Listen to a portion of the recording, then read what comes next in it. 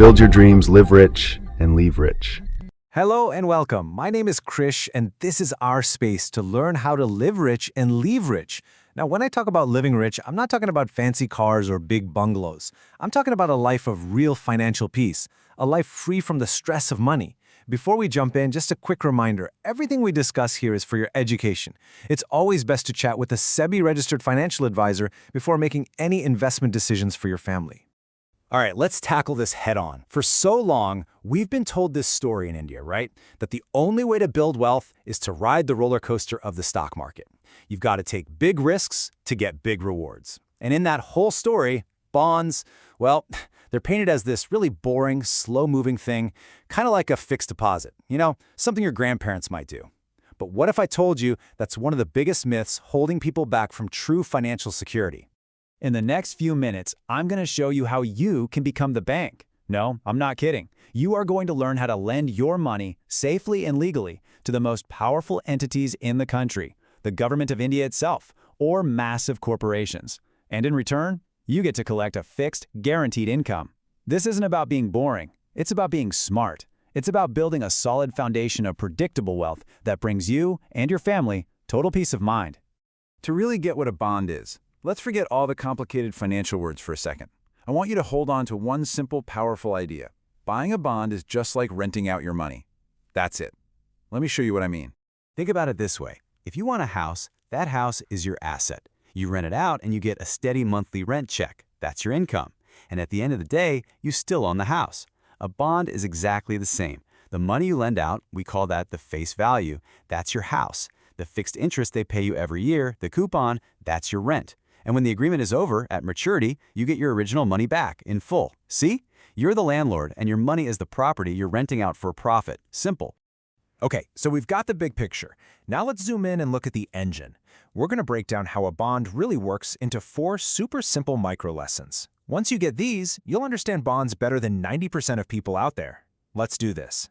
First up, let's talk about the face value. You might also hear it called par value. This is the easiest piece of the puzzle. It's simply the original amount of the loan.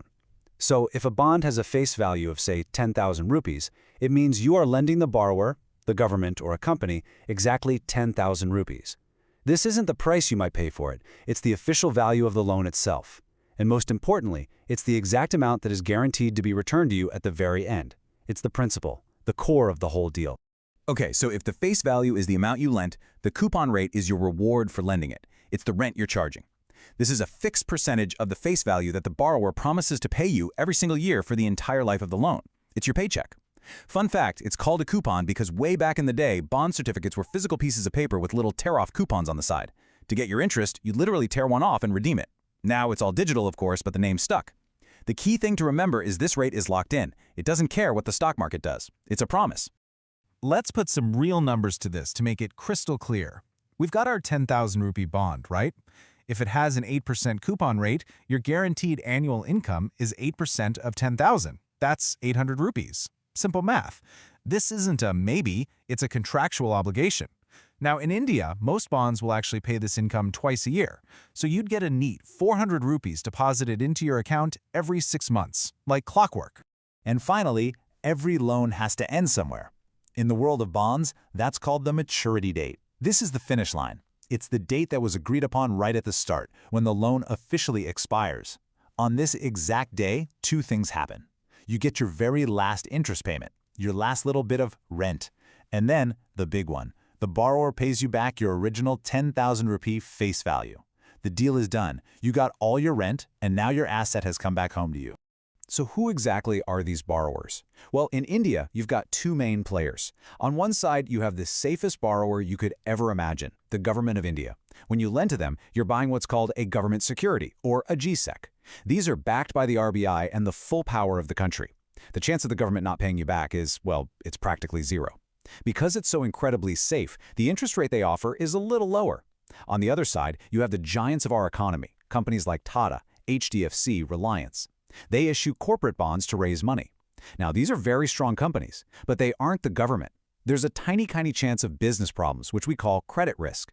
So to make it worth your while to take on that slightly higher risk, they have to sweeten the deal. They have to offer you a higher interest rate, a better rent than what the government offers.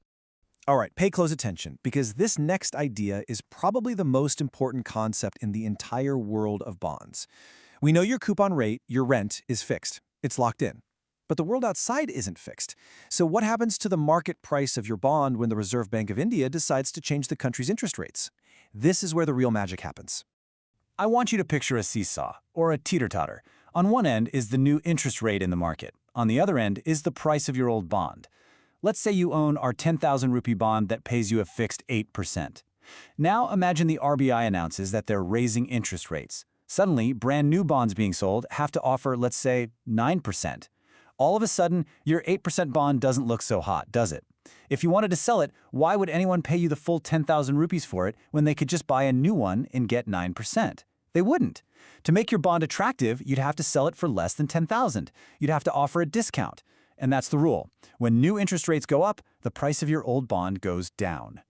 Now let's flip the seesaw. Let's imagine the economy is slowing down and the RBI decides to cut interest rates. So now, any new bond being issued only pays, say, 7%. Well, what about your bond? You're sitting there holding this fantastic bond that's locked in at 8% for its entire life. It's now paying more than anything new on the market. It's a superstar. If you decided to sell it, people will be lining up to buy it from you. And because it's so desirable, you don't have to sell it for 10,000. You can sell it for more than 10,000. You can charge a premium. So here's the other side of the rule. When new interest rates go down, the market price of your old, higher-paying bond goes up. This whole price-changing thing leads us to a really crucial idea called yield to maturity, or YTM. Just think of YTM as your true return. The coupon rate is what's printed on the box, right? It's fixed. But because the price you pay for the bond can be different from its face value, your actual total return might be different. YTM is the calculation that combines everything, the fixed coupon payments you'll receive and the price you actually paid, to give you the real honest picture of your total earnings if you hold the bond until its very end, until maturity. Let's use our example to make this sink in. Remember our 10,000 rupee bond with its 8% coupon? And remember that scenario where interest rates went up and you were able to buy it from someone else for just 9,500 rupees. You got it at a discount. Now look at what happens. First, you still get the full 800 rupees in interest every year, because that's based on the 10,000 rupee face value. But second, at the maturity date, the borrower has to give you back the full 10,000 rupees. So think about it. You paid 9,500, but you get 10,000 back. That's an extra 500 rupees of pure profit right there. So your total return is all the interest payments plus that 500 rupee bonus. And that is why your yield to maturity, your true return, is now higher than that original 8% coupon rate. You got a deal. Whew, okay, we've gone through a lot, and I just want to make sure these big ideas are totally clear. Let's do a super quick, no-nonsense recap. No jargon, no confusing language. Just 4 key terms, defined in one simple sentence each. All right, let's lock these in. Face value. It's the original loan amount you get back at the end. Simple. Coupon rate. That's the fixed rent the borrower pays you every year. YTM. This is your total actual return, based on the price you paid. And finally, credit risk. That's just the chance that the borrower might not pay you back. That's it. You've got it. You now speak the language of bonds. So after all of that, why does this matter to you, to your family? We've learned the mechanics, we've busted the jargon. How does this fit into your life? Well, it's the foundation.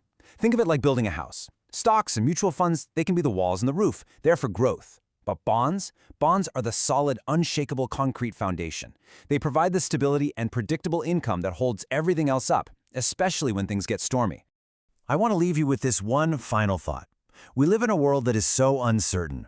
The markets go up, they go down, things are unpredictable. But bonds offer something incredibly rare and powerful. They offer certainty. They tell you to the rupee how much you will be paid, and to the day when you will be paid it. So if you're looking for that ultimate peace of mind, if you want to know for sure that you have a secure financial base for your family's future, the question you have to ask yourself is this: why haven't you added this powerful tool to your financial foundation? Thank you so much for spending this time with me. If you found this helpful, please do subscribe for more insights into building a life of true financial peace. And of course, like, comment, and share this with anyone you think it could help. This is Krish, reminding you to live rich and leave rich.